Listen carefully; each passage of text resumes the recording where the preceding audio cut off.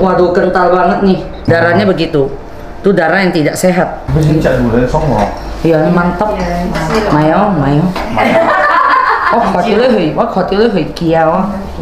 Ngeri ini Kian. Tapi kan ada solusi bekam kan? Iya, rame bekam kalau gitu. Ketika bicara tentang darah yang kental ketika dibekam, kalau ada beberapa terapis bilang, wah ini darahnya kental, nih darahnya nggak sehat. Nggak gitu. Darah itu di dalam pembuluh darah dia harus encer. Kenapa? Karena sunatullahnya seperti itu. Tugas dia kan mengantarkan nutrisi dan oksigen ke seluruh jaringan. Lewat pembuluh darah, ya harus encer. Ketika dia keluar dari pembuluh darah, misalnya jatuh, lecet, atau perlukaan yang sengaja dilakukan oleh bekam, darah itu harus beku. Harus kental. Kenapa? Ada zat beku darah yang aktif ketika darah keluar dari pembuluh darah. Namanya trombosit. Nah, jumlah trombosit seseorang itu beda-beda setiap orang.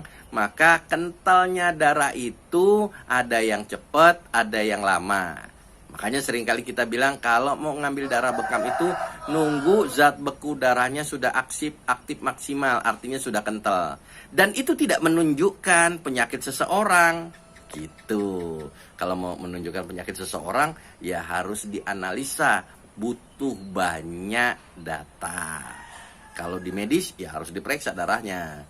Nih gula darahnya tinggi apa enggak, nih asam uratnya tinggi apa enggak. Kalau kita bicara tentang gejala dan tandanya, keluhan yang disampaikan apa, gitu.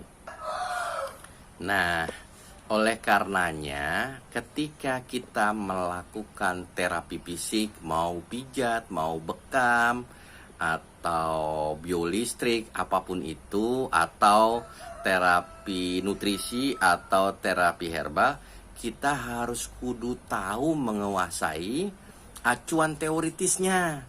Nah, acuan teoritisnya mau dipakai apa? Mau TCM boleh, mau medis konvensional boleh, mau tibun nabawi juga boleh, begitu. Yang nggak boleh itu dicampur-campur acuan teoritisnya. Pakai TCM kadang ilmu organnya misalnya untuk diagnosa ngomongin tentang sindrom, tapi ketika bicara tentang ilmu organnya, ilmu organ yang dipakai ilmu organ medis konvensional, bukan cangfungnya TCM. Itu yang nggak boleh.